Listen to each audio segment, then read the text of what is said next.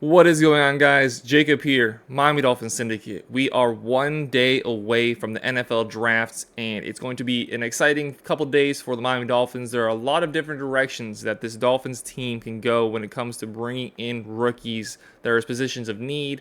There are positions that are just very valuable in this league that we see the Miami Dolphins go after, and there's a bunch of different ways the Dolphins could address this draft, who they bring in, and I'm very excited to see that. So when we look at what are the Miami Dolphins going to do? When you ask yourself, what are the Miami Dolphins going to do? Obviously, there's the rumors, there's the beat reporters that have a little bit of inside scoop. However, you don't really know whether that is ever real. You don't know whether the information that is being fed to them is being fed to them to push a specific narrative to help out the Dolphins. A little bit of a smokescreen. But what we do know is the Miami Dolphins brought in 30 guys to work out an interview in the pre-draft process, as every single team does. And you look at this list, and there are definitely quite a few players at position of need on this team, or at the very least, position of high value in the NFL. You're looking at corners, you're looking at defensive ends, you're looking at offensive linemen, notably Tyler Guyton, who is projected to be a first-round pick, the tackle from the University of Oklahoma, as well as Jackson Powers Johnson, the center from the University of Oregon, can play on the interior of the offensive line. A lot of Miami Dolphins fans, and myself included, think the Miami Dolphins are going to go offensive line with the first round pick, our first overall selection, which is 21st in the draft this year.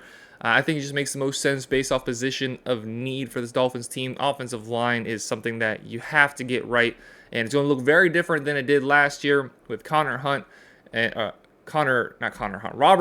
Connor Williams no longer being on this team for one reason or another with the two of them. So I think at the very least, one of those first couple selections in the first round have to be offensive line in some nature. You also look at on the outside, Teron Armstead. How long is he still going to be on this team? He elected to not retire. The team elected to bring him back. I think he gives it one more go, and then after this season, he probably hangs up the cleats and decides to retire. But it's not the only need on this team. The offensive line is not the only place where the Miami Dolphins need players. At the edge position, I still believe the Dolphins need to add a guy, regardless of what happens with Jalen Phillips, regardless of what happens with Bradley Chubb once the season comes around, regardless of how healthy those guys are when the season starts up. You need more than two guys. You bring in Shaq Barrett. He's not going to be here for a very long time, probably not going to be here beyond just this season. And then you look at Bradley Chubb's contract. The Miami Dolphins have it out with Bradley Chubb. So if he comes back and he doesn't pick up the form that we saw from him last year, we already saw that first season with Bradley Chubb where he didn't produce at the levels that the Miami Dolphins would like. If that happens, or if the injury just proves too much and he ends up having to be out for most of the season, and again, like I said, just never really gaining back that form, Miami Dolphins can move off of him and get his long-term replacement this year in the draft today, so he is ready and developed by the time Bradley Chubb potentially leaves the team next year. But even if both of those two guys are still on the roster, edge position is something that Miami Dolphins need to address. Wide receiver 3 specifically is a position the Miami Dolphins need to address. They've been trying for years to bring guys in off the streets to get that to work, and it just hasn't. You're looking at Cedric Wilson, you're looking at Braxton Berrios, you're looking at Trent Sherfield, and he was the best of the bunch before moving on to the Buffalo Bills. However, none of them were consistent or reliable enough targets for Tua and his offense to go to. So finding a younger guy that you can develop and have him tune into what the Miami Dolphins ask of him, rather than trying to find on the streets something that would be intriguing to the Dolphins, could be a really good option for this Dolphins team to go. And I do expect them at some point to take a wide receiver. And then there's also, besides the fact that there are positions of need on this team, there are just positions of value in this league where you can't draft them too many times. You can't have too many of these guys on your roster developing, even if they never see the field. Just eventually you're going to hit on one of these guys. And these guys are of high importance in the league. Obviously, quarterback is the most important position in the entire NFL. And I do not expect at all the Miami Dolphins to draft a quarterback in the first round or in the second round.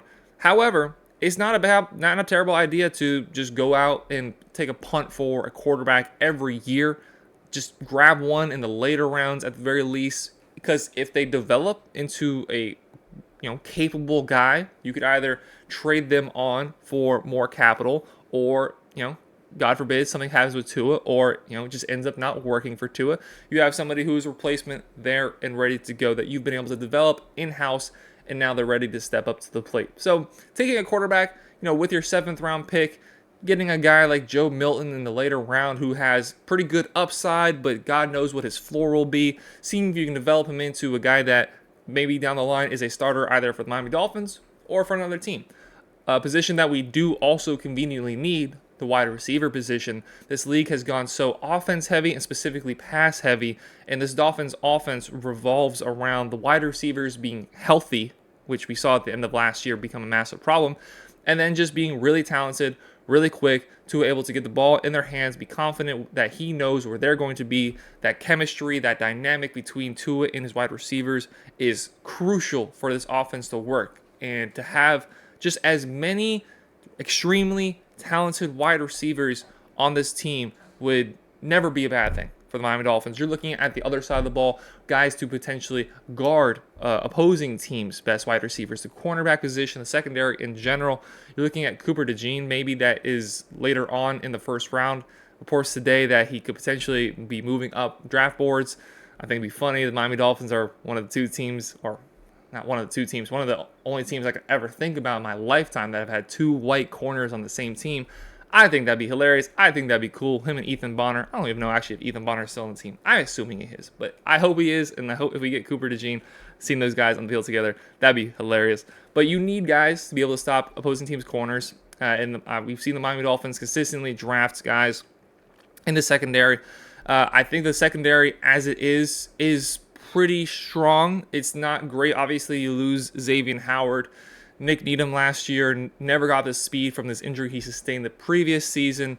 So we'll see how he looks. And just, you look at Kader Kahu, who I trust, but was primarily played out of position last year, and it was really overly relied on for things that he wasn't expected to do in previous seasons. He struggled a little bit, but I do expect with Kendall Fuller, now this team starts to just recoup its assets in the secondary, and I would not be sad at all to see the Dolphins use a 1st or 2nd round pick on a position like that. Another position in need, tight end for this team. Jonnu Smith, bringing him in is a good addition. He's solid, not a guy you expect to get over 800 yards on the season. I don't believe he's done that in his entire career. But if you can find somebody who is athletic, a little bit of speed, you already have the blocking ability in Durham Smythe. You have now more of a possession guy in Jonnu Smith. If you can get a younger version of Jonnu Smith, again, like I keep saying, develop him and move him on. Move him up the ranks on the team and hopefully potentially starting one day. I think that's a great idea. So just top 5 positions that the Miami Dolphins should/will address. Number 1 has to be interior offensive line. You got to bring in somebody to compete for that job. I don't trust too much the guys that they did bring in. You're looking at Jeff Driscoll. You're looking at Anthony Brewer from the Tennessee Titans. You're looking at guys that are very all right. Driscoll, yes, from the Eagles, was on a great offensive line, but he didn't play a part in it. He was the next guy in line. Anthony Brewer was a piece on a mediocre to bad offensive line with Tennessee Titans. If you can get that offensive line really figured out, this offense will be humming. After offensive line, I'm looking at wide receiver. Wide receiver after that, probably going to corner, tight end, edge. Those 5. Probably move edge actually above tight end. Edge probably be number 4 for me. But if you can get those 5 positions, and then maybe afterwards get a quarterback in the undrafted market or at the end of the draft, I think it'll be a pretty successful draft for the Miami Dolphins. Now we have to see how those players end up faring out. But the Dolphins have options. The Dolphins have avenues that they can attack in this draft. But again, positions of need, positions of high value in the NFL as it currently is. I'm excited to see it. It's not going to be really flashy. We're not getting Marvin Harrison Jr. We're not getting Caleb Williams. We're not getting any of those top 10 guys.